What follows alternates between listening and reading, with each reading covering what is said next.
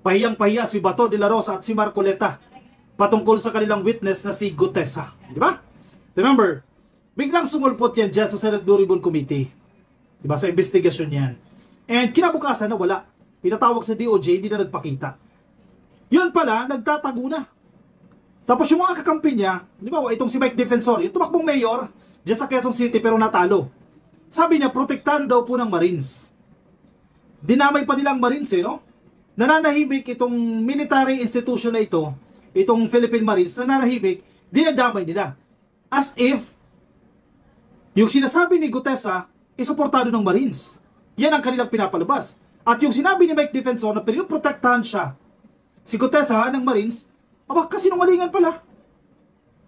Nasasanay na sa kasinungalingan ito. O nabubulgar. Sabi pa ni Lacson hanggang saan naabot ang panloloko. Si Bato de la Rosa, bilib na bilib siya kay Gutesa kasi Marines Una daw, hindi kailangan ng proteksyon Yan daw po ang Marines. Oya, ang sabi niya, oya. Proud na proud pa siya Alam mo naman si Bato, di ba? Basta against the administration, susuportahan niya. And tiwalang-tiwala siya dito kay Gutesa. Kasi daw yung credibility ni Gutesa, yung pagiging sundalo niya.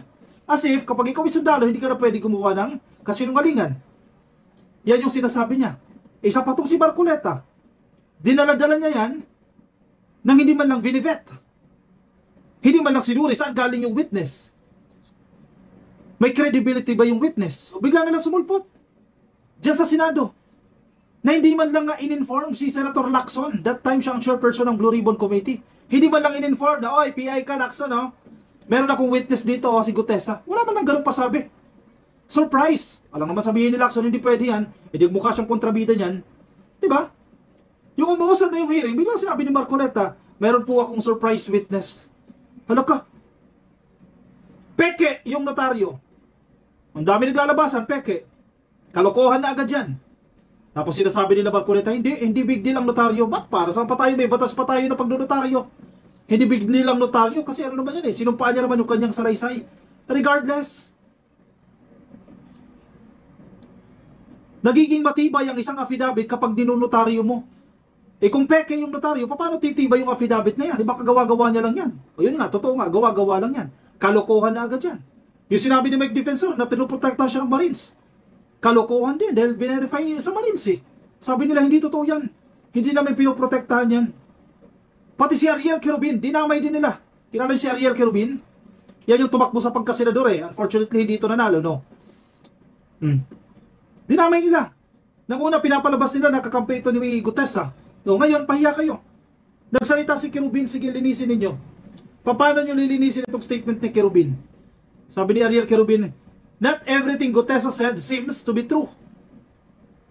Naintindihan kaya ni Bato yan? Sabi ni Bato kasi hindi, credible yan. Yung pagiging sundalo niya.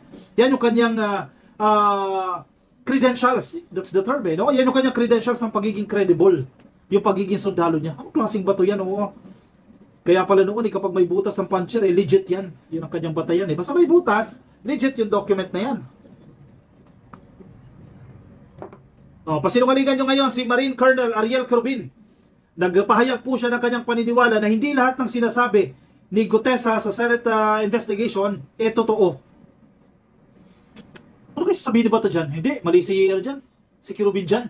Mali ng hinala si Querubin dyan. Tama si Gutesa. Hanggang kailan paninindigan ni Bato at ni Marcoleta itong si Gutesa? Di hamak na kapanipaniwala itong si Querubin. Itong si Colonel Querubin. Sino paniniwalaan mo? Si Gutesa o si Querubin?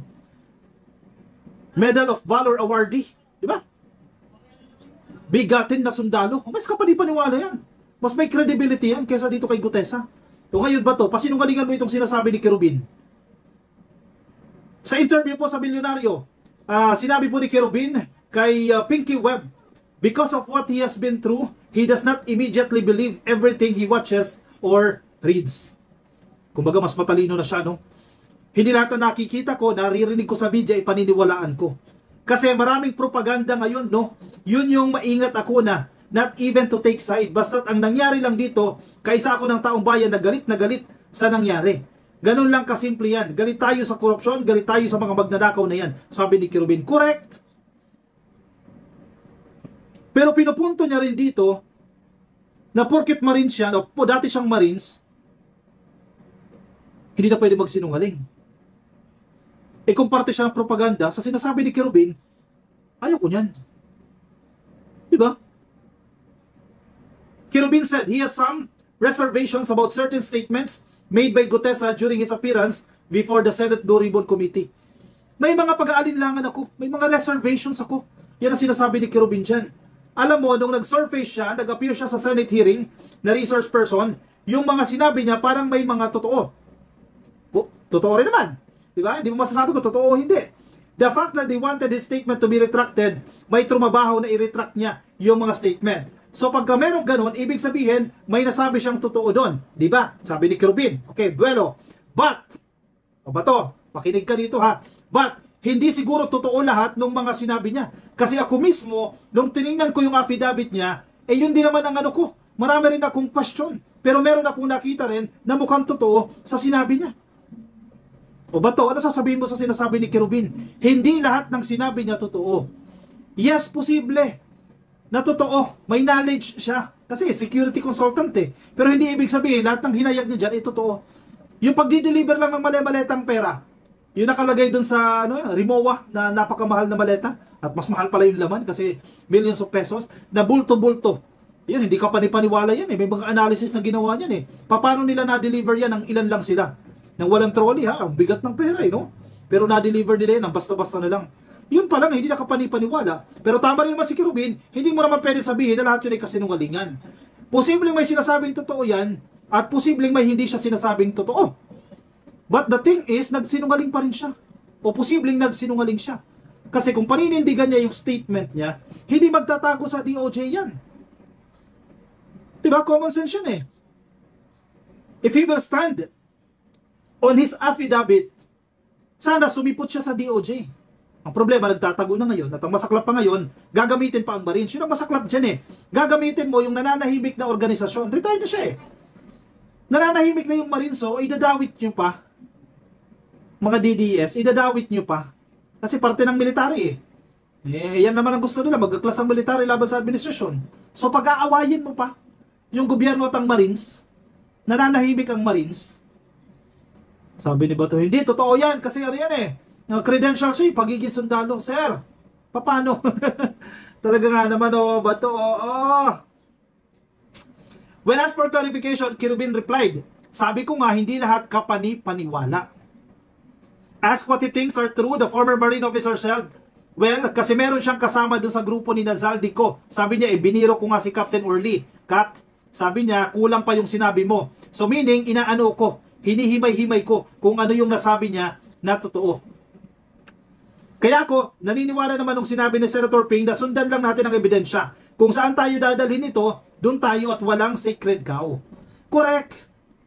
Kung sino yung mananagot o kung sino yung ituturo ng mga ebidensya, yun ang papanagutin. Kung si Zaldico yan, papanagutin. Kung si Martin Romualdez yan, papanagutin. Kung si PBBM yan, papanagutin. Kasi mabilis lang mag-name dropping eh, gaya ng ginawa ni Gutesa. Diba, napakabilis lang yan. Pero panindigan mo yung affidavit mo, yung statement mo. Malay mo, yung affidavit mo na yan, yan ang magpapakulong kay Romualdez. Di nakatulong ka sa mga DDS. Kasi galit na galit sila dyan kay Romualdez eh. Gigil na gigil sila dyan eh. Gusto nilang ikulong si Romualdez eh. Malay mo, yung statement pala ni Gutesa, yun ang magiging dahilan para makulong siya. Diba? Panindigan niya na yun. Yun lang yun eh. Ngayon, ano yung mukhang iaharap ni Bato dyan? At ni Marcoleta? Diba? Nagpapatulong na nga eh. Sabi ni Lacson eh, kapag mahalal siya na Senate President, Senate Blue Ribbon Committee Chairperson eh, magpapatulong siya kay Marcoleta kasi total, kayo naman ang nagdala niyan kay Gutesa, tulungan nyo kami. Ilabas yan. Sabi ni Mike Defensor, hawak ng Marines, pero kasi nungalingan lang pala. Remember? Bato, may ebidensya nasa SOCMED. Baka nabibiktima siya. Bato de la Rosa defends ex-Marine whistleblower Orly Gutesa. Whistleblower na agad eh, no? Kasi, ano ba ibig sabihin ng whistleblower? Siya yung nagbulgar, nagsiwalat. With an assumption na totoo yung binulgar niya. Na yung isiniwalat niya, totoo. Matatawag mo ba na whistleblower ang isang tao kung kasinungalingan naman yung mga pinagsasabi niya? Kasi sabi ni Bato, De La Rosa underscored Gutesa's military background as a credential for credibility. Grabe yung line na yun, no? Dahil ikaw ay naging military, credible ka na. Sir, under what principle? Na kapag ikaw ay naging sundalo, credible ka na. 100% ha? Ganyan yung principle eh. De La Rosa underscored Gutes's military background as a credential for credibility. Kung magdududa tayo sa kanya, aside from background niya, isa siyang dating Marines. Isa yan sa pinakadisiplinadong branch of service sa Armed Forces. Wala bang sundalong nakulong? Wala bang sundalong nahatulan ng kaso? No offense sa mga sundalo ha, pero marami dyan matitino. Pero meron din naman mga bulok. Pero kung magsalita si De La Rosa, no, perfect lahat. Basta naging militar ka, credible ka. Eh, Marines ka pa, disciplined armed forces yan, o disciplined service yan, no, nagsasabi ng totoo. In short, ang pinupunta ni Bato, huwag din ang questionin si Gutesa. Kasi dating Marines yan eh, totoo yung sinasabi niyan. Eh, sir, pero mo, si Kirubin na mismo nagsasabi, hindi lahat ng sinasabi niya, totoo. O si Marcoleta, anyari din. Paano niya ipagtatanggol ngayon yan? Puro kasinungalingan na. Di kayo ubra kay Lacson. Si Lacson may access din yan. Dating ano yan eh. Hepe ng Philippine National Police. Siyempre, mga kabaro niya rin yan. Mabilis, isang tawag lang yan. In the first place, senador siya. Isang tawag niya lang, isang verify. Totoo ba? Hawak niya si Gutesa. Makukuha niya agad yung impormasyon. Senate President Pro Tempore Ping Lacson on Thursday called out what he described as another fake claim. This time, the allegation that Orly Gutesa is under the custody of the Philippine Marines. Saan ba nakuha ni Mike Defensor yan na isa ring DDS? In a statement, Lacson said verification with Marines Commandant Major General Vincent Blanco III confirmed. Yan, may pangalan ha. Kinukumpirma po ni Marines Commandant Major General Vincent Blanco III. Gutesa is not and has never been under the custody.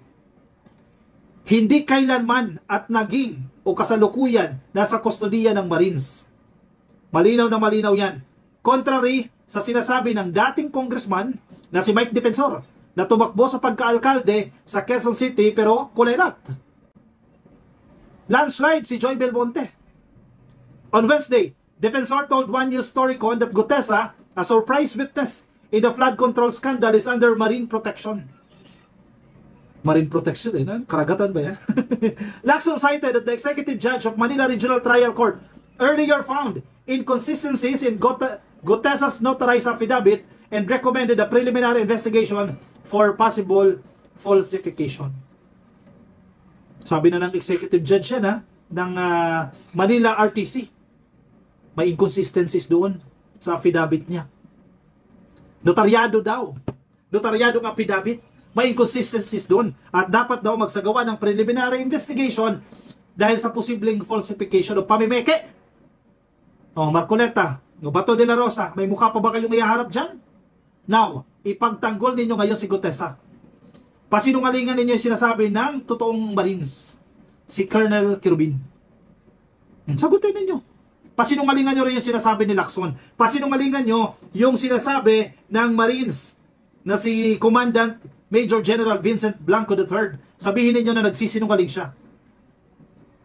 Total, ang pinaniniwalaan nyo, nasa kustodiya ng Marines, protektado. Sige, pasinungalingan nyo sila sabi ng leadership ng Marines. Diba? Wala kayo mukhang may harap kasi kasinungalingan.